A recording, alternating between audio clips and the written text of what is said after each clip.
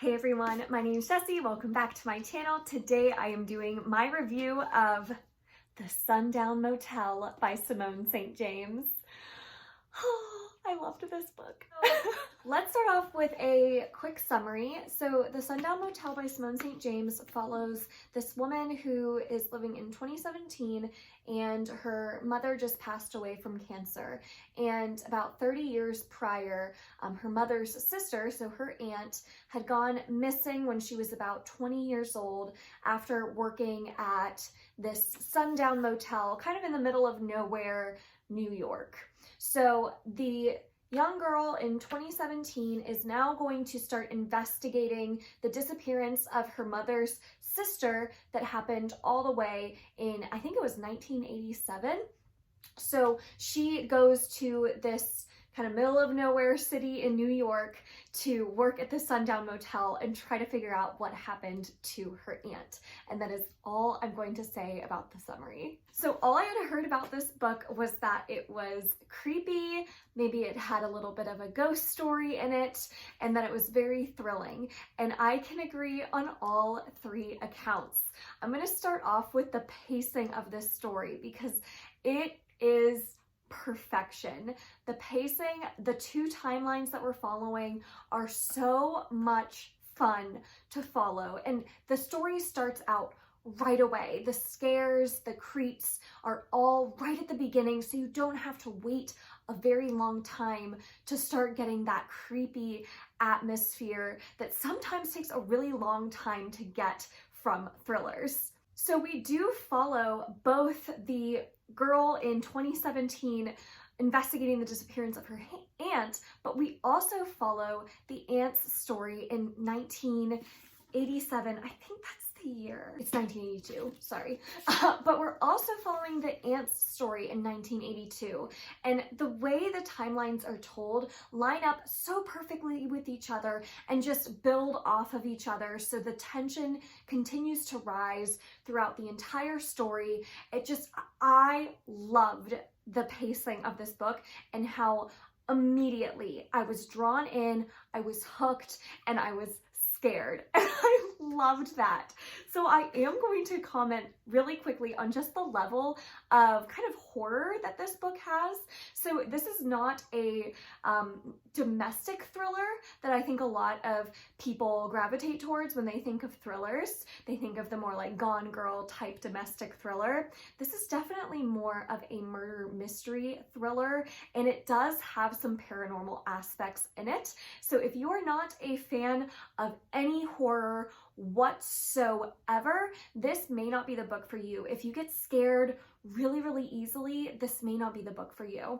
There are some scary moments where I actually did have to put this book down because I was reading it by myself at night and was like, you know what, I'm gonna read this in the morning when the sun's up because it was getting a little creepy, but I loved it for that reason. I think it really made it stand out. It just built up so much tension and thrills, and I loved it for the creepiness and the horror aspects it had. But again, I'm just warning you, that may not be for you if you don't like any scariness whatsoever. In terms of actual like content warnings, this book actually isn't that disturbing or heavy like some other thrillers can get. We seldom see violence actually perpetrated on the page, so it's not scary in a very like violent or gory regard. So just know that going in as well. I don't want to scare off people who may really like this book by saying it's scary if you don't get scared by maybe more paranormal aspects, because it's not too gory or anything like that. In terms of characters, the two main characters that we're following, the niece and the aunt in this story, are so unbelievably likable. I thought that they were some of the best protagonists I've read in any thrillers in a very long time, because they're really smart.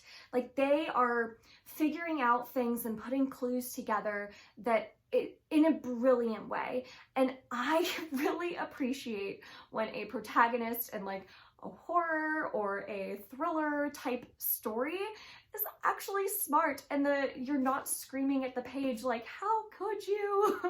So I really appreciated that Simone St. James used these incredibly smart, brilliant, and strong women as her main protagonists. Overall, I really don't want to say much more in the spoiler-free section of this review because I went into this book pretty blind, and I'm so glad I did. But hopefully this gives you a better idea of if you want to pick it up. I highly recommend it. Overall, I gave this book 4.5 stars. The only reason I didn't give it quite the 5-star rating is because I did find the ending just a tad disappointing.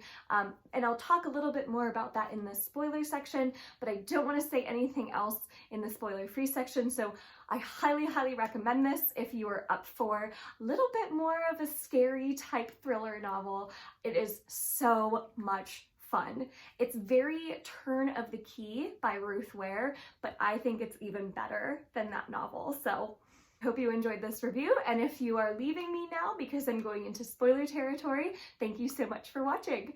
So we are now at the spoiler part of the review, and I really want to focus this part of the review on some of those scenes that really stood out to me as me absolutely loving, and also the ending, which did disappoint just a tad.